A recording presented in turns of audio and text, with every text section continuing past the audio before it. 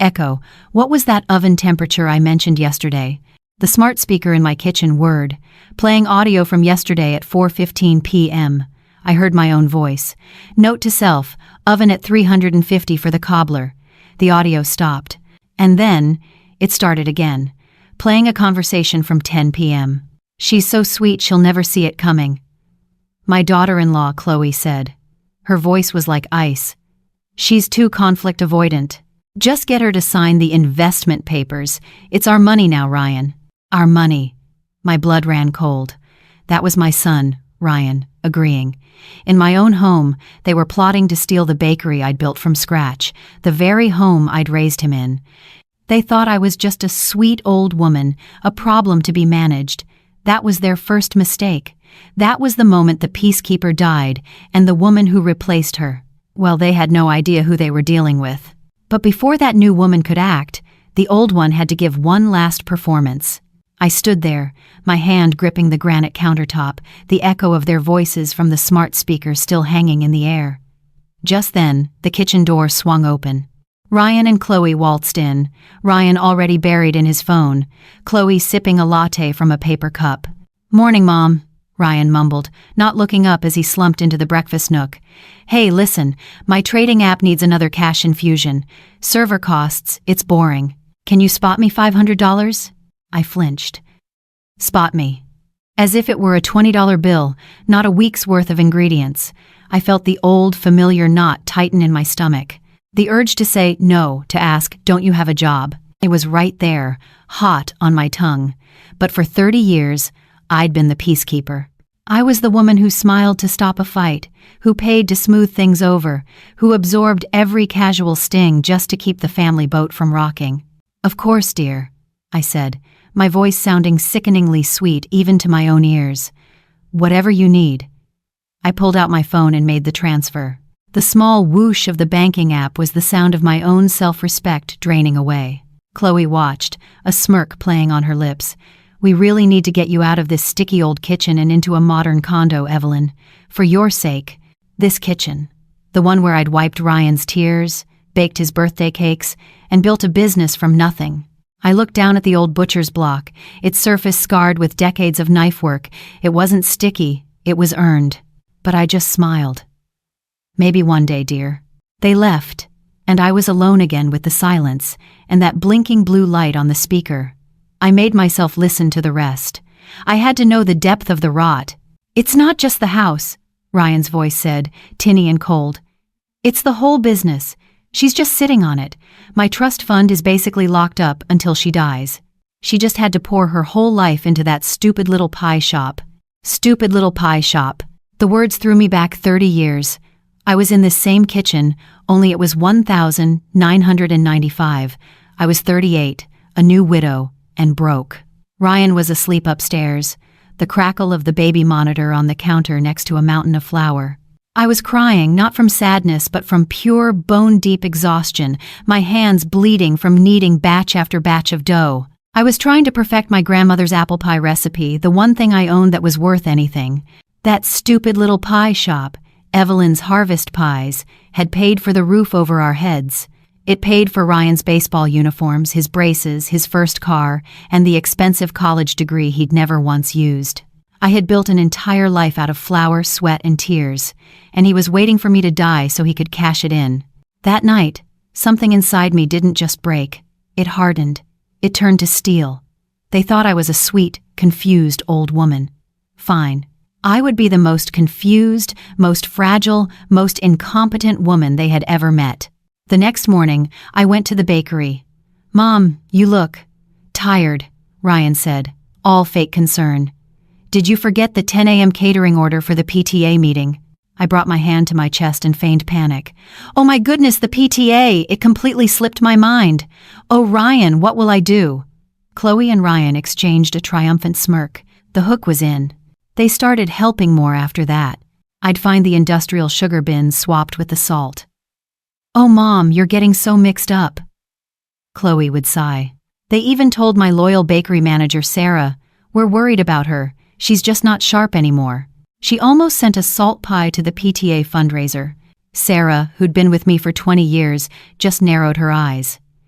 Evelyn's forgotten more about baking than you'll ever know. Now, if you'll excuse me, I have to fix your mistake." I knew then I had an ally. The gaslighting was their full-time job now, so I decided to give them what they wanted. One afternoon, I called them into my office at the shop, pretending to be distraught over ruining the pies. "You're right," I wept. "I can't handle this." "You mentioned investment papers? Maybe it's time." As I cried, I accidentally left my laptop open, and on the monitor, plain as day, was a yellow sticky note with my business banking password. It was a stupid, rookie mistake. The exact kind of mistake a confused old woman would make. I saw Chloe's eyes dart to it, just for a second. The next day, I told them I was going to a doctor's appointment. I went to a local diner, ordered a coffee, and waited. An hour later, my phone buzzed with a fraud alert from my bank. They were in. When I got back, they were waiting for me, their faces pale with rage. "Mom, the accounts are empty," Ryan shouted. "What did you do?" I had to force the tears. "Empty? What do you mean empty?" "Oh dear. I don't remember. See, this is why I need your help." They were frantic. All the liquid cash I'd spent a lifetime saving was gone.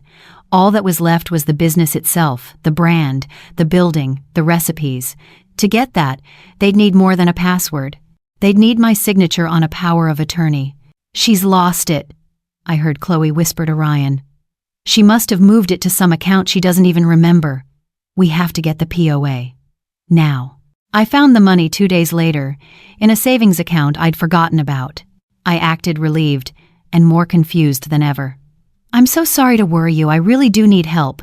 I called my old school bank manager, Mr. Henderson, right there on speakerphone." "Mr. Henderson," I quavered.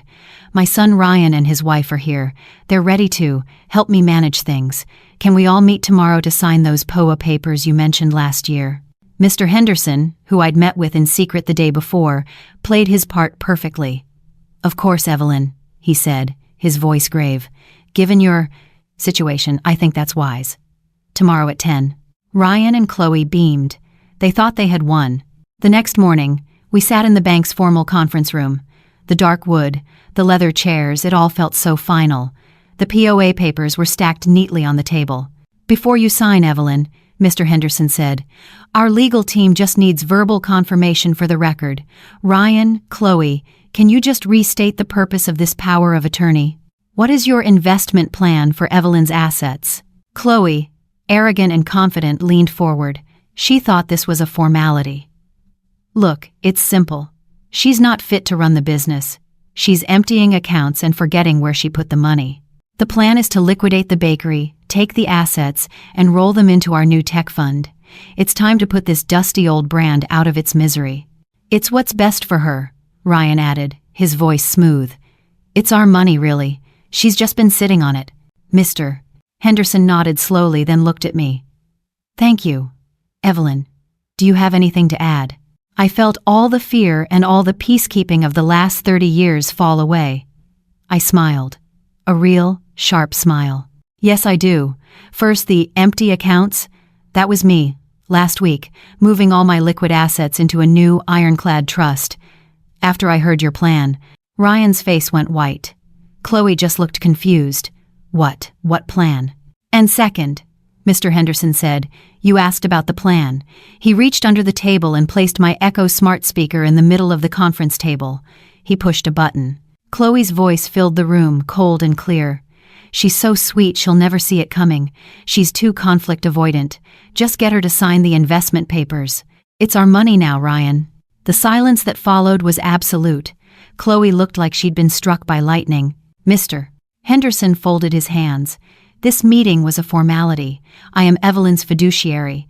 The new trust is impenetrable, and you two," he looked at them with ice in his eyes, "are explicitly written out of it, and out of her will. Security is on their way to escort you from the building. Evelyn has also filed a restraining order. You are to stay 500 feet away from her and her business." Ryan, finally broken, looked at me, his eyes brimming with tears. "Mom, I'm sorry." I stood up, pushing my chair back. I looked at the man I had raised, the boy whose face I had loved, and I felt nothing. just the cold, clean feeling of a wound finally being cauterized. "No, Ryan," I said, my voice strong and clear. "You're not sorry. You're sorry you got caught. I spent 30 years keeping the peace with you. The price for that peace was my self-respect. I've just bought it back." I walked out of the conference room and didn't look back. That afternoon, a locksmith came to my house. As he was finishing, Sarah, my manager, pulled up with 2 large coffees from the diner. She handed one to me. "Heard you had a busy morning," she said with a small smile. I took a sip. "You could say that." "Welcome home, Evelyn," she said. I looked at my old, scarred kitchen door, now with a new, shining lock, and for the first time in my life, I felt truly, completely, and wonderfully at peace. That word, sticky, hung in the air long after they'd left. I ran my hand over the old butcher's block, feeling the deep, familiar scars in the wood. This kitchen wasn't sticky. This kitchen was earned. Every nick in the counter, every patina on the copper pots, I had paid for it all, and not just with money. Ryan's words from the smart speaker replayed in my head, a cruel echo over Chloe's insult. That stupid little pie shop. Stupid. The word threw me back 30 years, standing in this exact same spot. It was 1995. The kitchen was different then, with dated linoleum and an avocado green refrigerator, but the 2 a.m. silence was the same. I was 38, a new widow, and broke. My husband Mark's medical bills had wiped out our savings, and the bank was sending letters I was too scared to open. The only sound was the crackle of the baby monitor on the counter. Ryan had a cold. He coughed, and the sound ripped through me. Beside the monitor was my grandmother's recipe book, its pages stained with butter and vanilla. I was trying to perfect her apple pie recipe, the one thing of value I had left in the world, but I was failing. A wave of burnt sugar hit me. I'd scorched another batch. It was the 4th one. I sank to the cold linoleum, my cheek pressed against the floor, and just broke. I was covered in flour, my hands were raw, and I was so tired I could have slept for a year. I was terrified. I was alone. I had failed Mark, and I was failing my son. Then, the monitor crackled again. Ryan coughed. A different feeling cut through the exhaustion. It was a cold, hard rage. I was not going to lose this house. I was not going to fail my son. I got up. I looked at the recipe, and I finally saw it my grandmother's note, scribbled in the margin. "Don't rush the chill." I started again. At 4 a.m., I pulled a perfect pie from the oven. The crust was golden, and the smell was... It was the smell of hope. Evelyn's Harvest Pies was born right there on that floor, out of desperation, flour, and a promise to my sleeping son. I snapped back to the present. My hand was gripping the edge of the butcher's block, my knuckles white. That stupid little pie shop had paid for this house. It had paid for Ryan's baseball uniforms, his braces, his first car, and the expensive East Coast college degree he'd never once used. It paid for the phone he was using to plot against me and the $500 cash infusions for his crypto apps. This wasn't the first cut. It was just the deepest. For years I had given him loans I knew I'd never see again. I'd bitten my tongue when Chloe reorganized my kitchen, hiding things from me. I did it all to keep the peace, because I was so afraid of the conflict, so terrified of being the bad guy. They hadn't just insulted my kitchen, they had spat on the memory of that 8-year-old woman crying on the floor. They were trying to steal her survival. I looked at the blinking blue light of the echo speaker. They thought I was weak because I was quiet. They mistook my kindness for incompetence. They had no idea who I was. I wasn't just a sweet old woman. I was the woman who had built an empire from nothing, and I would be damned if I let them take it. And I knew, in that moment, I wouldn't win by fighting back. I'd win by leaning in. My first instinct was to print out every bank transfer, every $500 loan, and staple it to their foreheads. To scream at them about that 8-year-old woman crying on the kitchen floor. But that's what a strong woman would do, and they didn't see me as strong. They saw me as sweet and conflict avoidant. Fine, if they wanted a confused, deteriorating old woman, I'd give them an Oscar-worthy performance. The next morning, I went to the bakery. I let my shoulders slump. I made a show of asking Ryan twice what day it was. He and Chloe came in around 9:30, Chloe already tapping on her phone, looking annoyed. "Mom, you look tired," Ryan said, his voice dripping with that fake syrupy concern. "Did you forget the 10 a.m. catering order for the local PTA meeting?" This was it. The order for 50 mini quiches and 100 lemon bars was, of course, already boxed up by the back door, ready for delivery. I'd packed it myself at dawn. But I brought my hand to my chest, letting my mouth fall open. I made my eyes go wide with panic. "Oh, my goodness," I gasped, making my voice tremble just right. The PTA. It completely slipped my mind. Oh, Ryan. All those mothers. What will I do? I watched them exchange a tiny, almost invisible smirk. It was a look of pure, venomous triumph. They were seeing exactly what they wanted to see. The sweet woman finally cracking. The obstacle was removing itself. "Don't you worry, Mom," Chloe said, patting my arm in that condescending way she has. "We'll handle it." As they walked to the back to save the day, I let the mask drop. My eyes were cold. They weren't saving the day. They were walking right into my trap. My trap meant letting them help, and help they did. After they saved the PTA order, they started showing up at the bakery every day, like two vultures circling a kill. They weren't there to work. They were there to document every mistake I made. The problem for them was, I wasn't making any.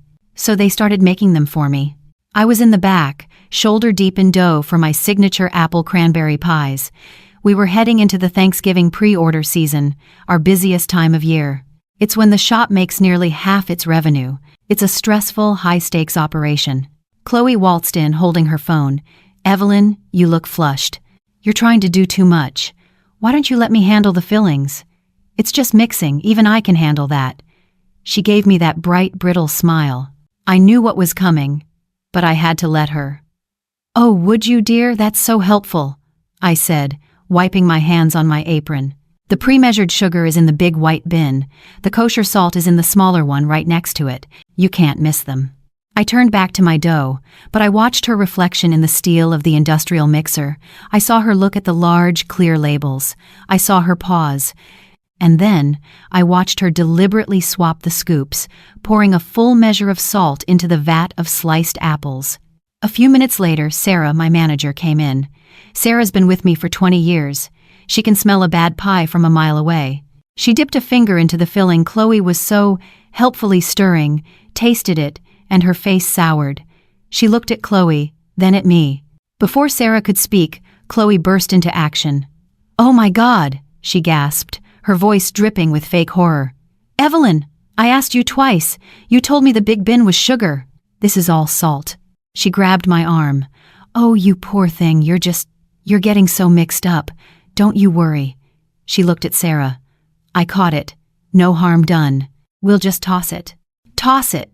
Just like that. 50 pounds of apples, spices, and butter. I wanted to shove her arm off me. I wanted to point to the reflection in the mixer and tell her I saw exactly what she did. Instead, I let my shoulders sag. I let my eyes look watery and confused. "The big bin, I always get them mixed up," I said, my voice trailing off. "Oh, Chloe, thank you for catching it." I saw Sarah's eyes narrow. She didn't look at me with pity. She looked at Chloe with pure, unadulterated suspicion. Later that afternoon, I was in my office, forgetting where I'd put my keys. I heard them in the main shop. It was Chloe, speaking to Sarah in a low, concerned voice. "Sarah, we're so worried about her. She's not sharp anymore. You saw her with the salt, and this morning, she completely forgot that PTA order until Ryan and I showed up." I heard Sarah stop wiping the counter. The silence stretched. "That's funny," Sarah said, her voice flat, "because that PTA order was packed, labeled, and sitting by the back door when I got here at 8 a.m. You two were the ones who held it up for 20 minutes, double-checking it." There was another pause. Chloe's tone shifted. "We were double-checking because she's making mistakes, Sarah. Mistakes that could cost her this business. She's becoming a danger to her own legacy. Ryan and I are just trying to protect what she built." "Evelyn's legacy is this business," Sarah snapped, her loyalty like a steel blade, "and she's forgotten more about baking than you'll ever know. Now, if you'll excuse me, I have to go rebatch the pie filling you contaminated." I ducked back into my office, a small, cold smile on my face. The gaslighting wasn't just for me. It was an attempt to poison my staff, to build a case. And Sarah wasn't buying a word of it. They had just made a powerful enemy, and I had just confirmed my most important ally. Knowing Sarah had my back gave me the shield I needed. I didn't have to watch my own back anymore. I just had to focus on the trap. I waited until the end of the day. The Thanksgiving rush was over. The staff had gone home, and the bakery was quiet, filled with the cooling rack smell of cinnamon and apples. I made sure I looked the part. I didn't wipe the streak of flour from my cheek, and I let my hair stay in the messy bun it had fallen into hours ago. I called them into my tiny office. "Ryan, Chloe, can you come in here a minute?" My laptop was open, the screen glowing with the weekly payroll spreadsheet, and right on the corner of the monitor, a bright yellow sticky note. It was almost a cartoon of a sloppy mistake. Written in my own clear looping script was, password, Harvest Pie 1995, the year I founded the bakery, the year I saved our lives. To them, it would just look sentimental and, worse, obvious. When they walked in, I didn't look up. I just sat at my desk, my head in my hands. The performance had to be perfect. "She's right," I whispered, my voice thick. "Sarah, Chloe, you were right. The salt. I could have poisoned someone." "Mom, what's wrong?" Ryan asked, his voice a perfect imitation of a concerned son. Chloe just stood there, her arms crossed, watching. I looked up, and I made sure my eyes were red. I'd spent the last 5 minutes rubbing them. "I can't do this anymore," I choked out. "I'm running it into the ground. My head, it's not clear anymore." I watched Chloe's eyes flicker. From my face, to the glowing screen, to the bright yellow sticky note, I saw the tiny, almost imperceptible intake of breath. She'd seen it. You were right," I continued, pressing the advantage I was giving them. "I'm a danger to the business. You mentioned investment papers? Helping me manage things." I let my voice crack. I think it's time." I gestured to the laptop, to the open spreadsheet. "I can't even keep track of the payroll. It's too much." "Oh, Mom," Ryan said, rushing forward to put his hands on my shoulders. "We're just trying to help." I recoiled from his touch, but I made it look like a flinch of shame. I just need to go wash my face." I stood up, making sure to stumble a little. "Just lock up the office when you're done, please?" "The keys they're somewhere on the desk." I walked out, leaving them alone with my laptop, my password, and all the proof of my incompetence they could ever want. They wouldn't just take the bait. They'd swallow the hook, line, and sinker. I didn't wash my face. I walked straight out of the office, past the cooling racks, and out the front door of the bakery, the little bell over the door chiming my exit. I didn't go home. I went to the diner down the street, the one with the cracked vinyl booths and the coffee that's been stewing since dawn. I ordered a black coffee, sat by the window, and waited. I needed to give them time. The next morning I told them I had a doctor's appointment. "Just to check on my memory," I said, with a shaky little laugh. "After yesterday, I'm worried I'm misplacing things." "Good idea, Mom," Ryan said, patting my hand with that false, condescending comfort. "You just rest. We'll keep an eye on the shop." I didn't go to any doctor. I went to the movies. I bought a ticket for some superhero nonsense, sat in the dark, and drank a flat soda. The theater was empty and cold. I wasn't watching the screen. I was watching my phone resting in my lap.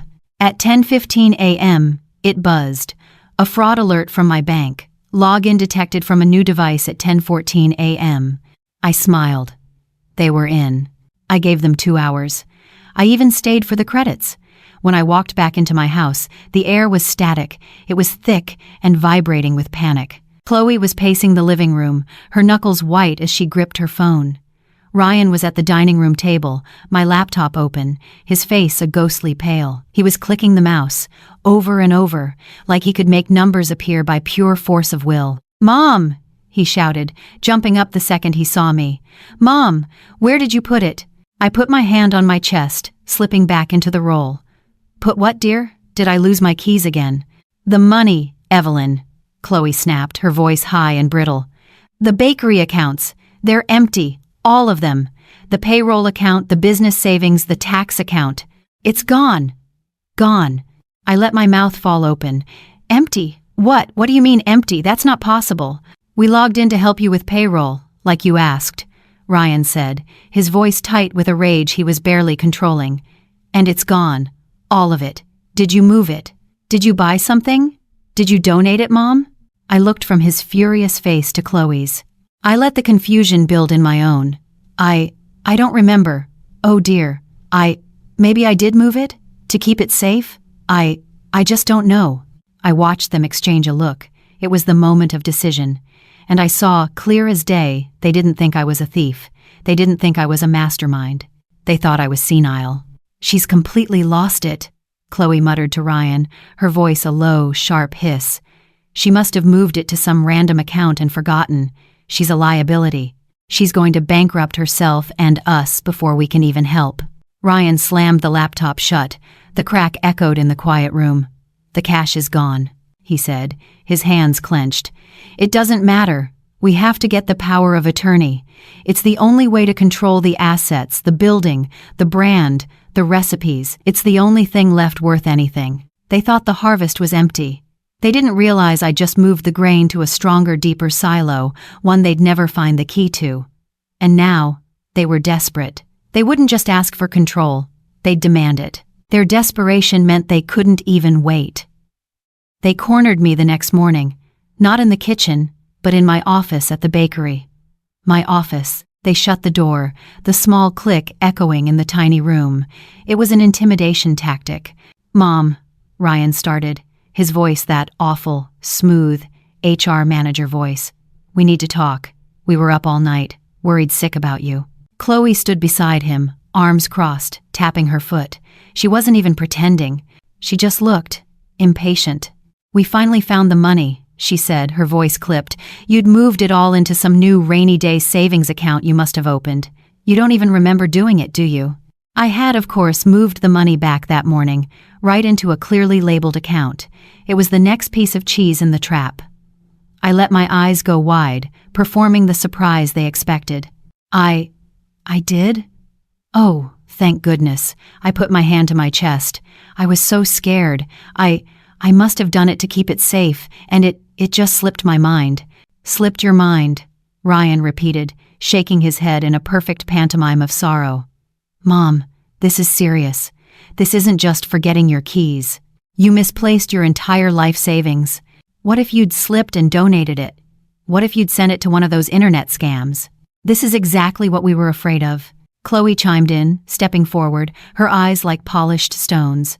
You can't manage this anymore. We need to protect you. We need to protect the business. Mom, remember those papers Mr. Henderson at the bank drew up last year? The ones about letting us help you manage things? The power of attorney, Ryan said.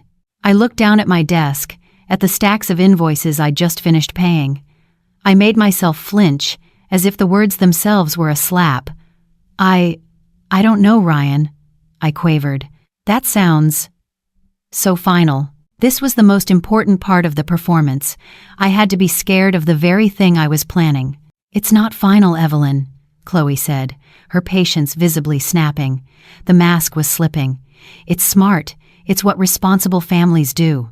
It just means we can sign the checks, pay the suppliers. You know, the things that are becoming too much for you. Too much. The things I had done every single day, without fail, for 30 years. The bile rose in my throat. I looked at my son, the man I'd built this entire world for, and all I saw was a greedy stranger in an expensive shirt I had paid for. I guess, I said, my voice small. I guess I should talk to Mr. Henderson. He'll know what to do. He's always handled my finances. Great idea, Mom, Ryan said, instantly grabbing my desk phone and placing it in front of me. Let's call him right now. We'll put it on speakerphone so we're all on the same page. Total transparency. Total transparency. My hand was shaking as I picked up the receiver, but not from fear. It was from pure, cold adrenaline. This was it. Mr. Henderson was an old-school banker, a man of about 60 who had known me since I'd first walked in, covered in flour and desperation, to apply for my first small business loan. I had met with him in secret 3 days ago. He was the only person besides Sarah who knew the truth. He was waiting for this call. I dialed. The phone beeped as I hit the speaker button. First National, this is Mr. Henderson. His voice was firm, professional, just as it had been for 30 years. Mr. Henderson? It's Evelyn. Evelyn Hayes. I made my voice watery and weak. Evelyn, a pleasure. What can I do for you on this fine morning? I looked at Ryan and Chloe. They were leaning forward, their faces a mix of predatory focus and barely concealed impatience. Well, I'm here with Ryan and Chloe, and we were talking. About my accounts. Ah, yes, Henderson said. His tone was perfectly neutral. I've been a little confused lately, Mr. Henderson, I said, hitting the key word I knew they wanted to hear. I misplaced the business accounts. For a whole day. I'm scared I'm going to ruin everything I've built. I saw Ryan nod at me, a quick, sharp gesture, urging me on. So, Ryan and Chloe, they think it's time for, those power of attorney papers you drafted, so they can help me. There was a perfectly timed pause from Henderson's end. It was just long enough to sound thoughtful and deeply concerned.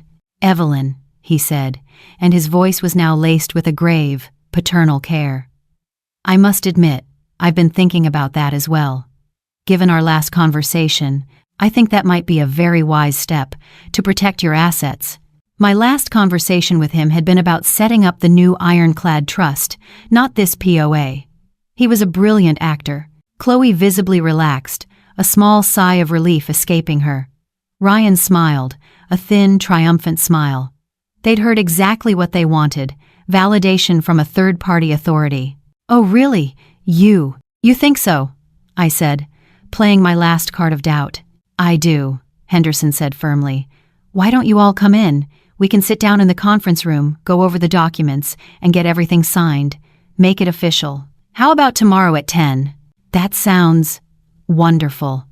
Chloe jumped in, unable to help herself. We'll be there. Thank you so much, Mr. Henderson. You have no idea what a relief this is. Just doing my job, ma'am, he said, protecting my clients. We'll see you tomorrow, Evelyn. The line clicked. Ryan let out a long, slow breath, as if he'd been holding it for a week.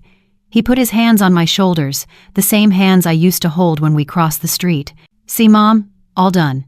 Painless. Now, let's go home. You've had a big day. Chloe and I will close up the shop. They thought they were closing up my shop. They had no idea they were about to be foreclosed on. The next morning, I felt like I was walking onto a stage for the final act. Ryan held my elbow as we walked into the bank, his grip a little too tight, as if he were guiding a frail, priceless antique. Chloe walked ahead of us, her heels clicking sharply on the polished marble floor. She didn't look back.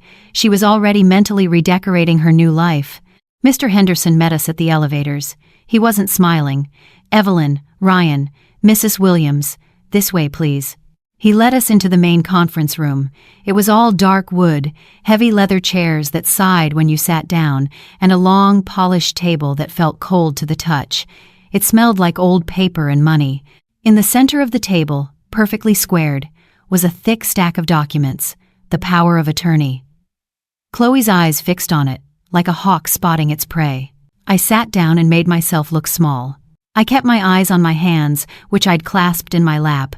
I made a show of nervously twisting my wedding ring, the simple gold band Mark had given me 40 years ago. I had to look defeated. I had to look like the woman they believed me to be. Mr. Henderson sat at the head of the table. He didn't open the folder. Instead, he steepled his fingers, all business. All right, he said, his professional voice filling the room. We are here to execute a durable power of attorney for Evelyn Hayes, granting full fiduciary control to Ryan Hayes and Chloe Williams. Chloe's posture straightened, a flicker of a smile on her lips.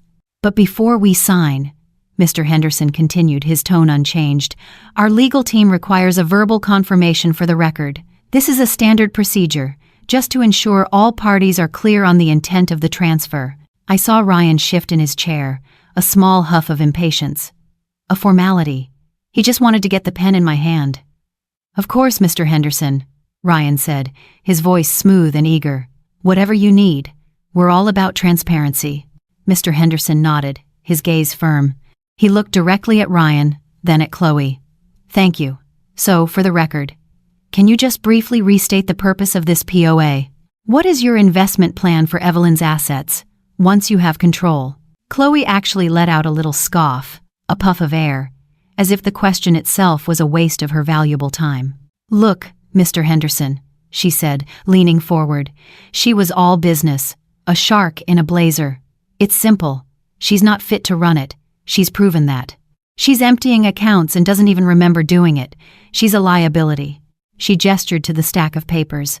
The plan is to liquidate the business, sell the building, the brand, all of it. It's a dusty old brand, and it's time to put it out of its misery. We'll take those assets and roll them into our new tech fund. It's what's best for her, Ryan added, chiming in on cue. He tried to sound like the responsible, long-suffering son. And frankly, it's our money, really. I'm her only son. She's just been sitting on it for 30 years. Our money. The same words from the speaker. I see, Mr. Henderson said. His voice was perfectly flat. He made a small note on a legal pad. The sound of the pen scratching on the paper was the only sound in the room. It was loud in the silence. He then turned his full, undivided attention to me. Thank you. Evelyn, do you have anything to add? I lifted my head. I stopped twisting the wedding band on my finger. I placed my hands flat on the cold, polished table. I looked my son, Ryan, directly in the eye. The sweet, confused, fragile old woman they'd been managing for weeks was gone. Yes, Mr. Henderson, I said. My voice was clear and cold, a voice they hadn't heard in a very long time. I do. I saw Ryan's smile flicker. Chloe's head tilted, a flash of annoyance in her eyes. This wasn't part of their plan. First, I said, the empty accounts, the money I misplaced. I let myself smile, just a little. That was me, Ryan. I moved every liquid asset into a new, ironclad trust. A trust I opened 3 days ago, with Mr. Henderson's help. I let that hang in the air for a beat. I did it, I said, leaning in just an inch. Right after I heard your plan. Ryan's face went from pale to chalk white. Chloe just stared, her face frozen in a mask of complete, utter confusion. What plan? She whispered. What are you talking about? You asked about the plan, Mr. Henderson said, his voice quiet. He reached under the conference table, his hand disappearing for a moment. When it came back up, he placed something small and black in the very center of the polished wood. It was my smart speaker, the echo from my kitchen. Before Chloe or Ryan could even process what they were seeing, Mr. Henderson pushed the play button, and Chloe's voice, cold, clear, and dripping with contempt, filled the $1 million conference room. She's so sweet she'll never see it coming. She's too conflict avoidant. Just get her to sign the investment papers. It's our money now, Ryan. The audio clicked off. The silence that followed was absolute, so thick and heavy it felt like you could drown in it. Ryan's mouth was open, but no sound was coming out. He was ashen, his face a mask of dawning, abject horror. He looked like a man who had just watched his entire life fall off a cliff. Chloe was worse. She was the color of old parchment. Her eyes darted from the speaker to my face and back to Mr. Henderson, the wheels spinning, trying to find an angle, a lie, a way out. But for the first time, there was no move to make. She was quite simply checkmated. Mr. Henderson didn't raise his voice. He didn't gloat. He was a banker, and he was simply closing an account. He folded his hands on top of the untouched, unsigned power of attorney documents. This meeting, he said, his voice cutting through the stillness like a scalpel, was a formality, a final piece of documentation for Evelyn's legal file. He looked directly at my son, his gaze unwavering. I am, and have been for the last 72 hours, Evelyn's legal fiduciary. The new trust is ironclad. Your mother's assets are secure. He slid the stack of POA papers across the polished table. They stopped perfectly in front of Ryan, a monument to his failure. And you too, Mr. Henderson said, his gaze shifting to Chloe, are explicitly written out of it, and out of her will, effective immediately. Written out. The words felt so clean, so final. It wasn't an act of hate, it was an act of sanitation. For 30 years, I had let the rot spread in my own house because I was too afraid to face the smell. I was too busy keeping the peace. Now, I was just taking out the trash. Chloe finally found her voice, but it was a ragged, desperate whisper. You can't. He's her son. I can, I said. It was the first time I'd spoken since the recording. My voice was steady. It didn't tremble. And I have.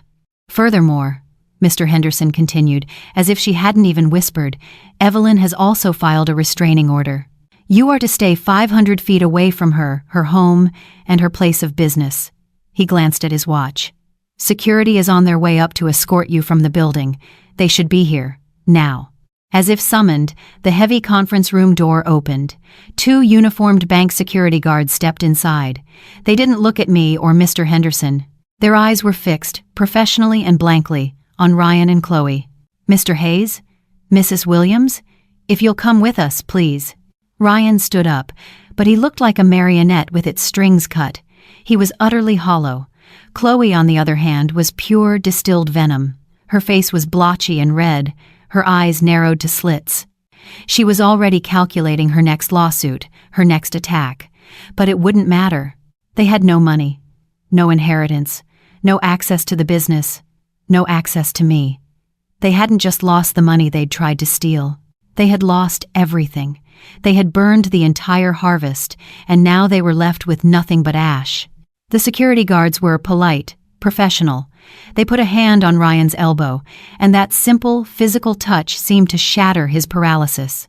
His face, which had been a blank mask of shock, just crumpled. He looked exactly as he did when he was 5 years old, the split second after falling off his bike, right before the tears would come.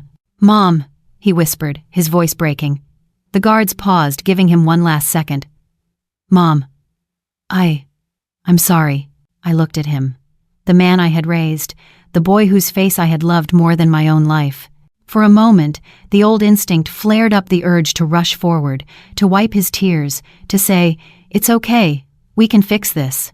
The peacekeeper in me, the enabler, had one last dying gasp. I let it die. I stood up, pushing the heavy leather chair back. The sound of its legs scraping against the polished floor was loud, a final, definitive period on a 30-year sentence. "No, Ryan," I said. My voice wasn't angry. It wasn't sad. It was just done. "I am," he insisted, tears now streaming down his face, the picture of a broken son. "I am, I swear." "No." I picked up my purse from the floor and slung it over my shoulder. "You're sorry you got caught." I looked him right in the eye, holding his gaze until he had to look away, his eyes dropping to the floor in shame. "For 30 years, I said, my voice as clear and steady as the man's next to me. "I kept the peace. I paid your bills. I bit my tongue when Chloe insulted me in my own home. I smiled through it all because I was so afraid of a fight. The price for all that peace was my self-respect." I paused, then walked toward the door, not even glancing at Chloe. She was irrelevant, a footnote. "I've just bought it back," I said. I didn't look back as the guards led them away. That afternoon, I was at my house, my real house. A white van was parked in the driveway, and a locksmith, a young guy whistling along to the radio, was busy with my front door. The sharp, metallic clink-scrape of his tools was the most satisfying sound I'd ever heard. I was on the porch, finally breathing air that felt like my own, when Sarah's car pulled up to the curb. My manager, my friend. She got out, holding 2 large paper cups from the diner. "Heard you had a busy morning," she said, a small, knowing smile on her face. She handed me one. It was hot, strong, and black, just how I liked it. I took a sip. "You could say that." The locksmith finished, standing back to admire his work. He tested the new deadbolt. Click. Thunk. It was the sound of absolute, final security. "You're all set, ma'am." I nodded, looking at the new, shining brass lock on my old, familiar door. Sarah raised her coffee cup in a small toast. "Welcome home, Evelyn." I smiled, a real smile, one that reached my eyes for the first time in years. It's good to be home. And standing there on my own porch, with a new lock on the door and a true friend by my side, I finally understood. I learned that the peace I had been keeping for 30 years wasn't peace at all. It was just a slow, painful surrender of my own self-worth, one $500 transfer at a time, one swallowed insult at a time. I'd been so afraid of rocking the boat that I let them sink the whole ship with me in it. I learned that the hardest lesson for a mother isn't just letting go, it's knowing when to stop being a peacekeeper and start being a warrior for your own life. Sometimes, the most loving thing you can do for yourself, and even for them, is to let people finally face the full, unvarnished consequences of their own choices. So let me ask you, have you ever had to choose between keeping the peace and standing up for your own self-respect? If this story resonated with you, let us know your thoughts in the comments below. And don't forget to like and subscribe for more stories about finding strength, even in the hardest of times.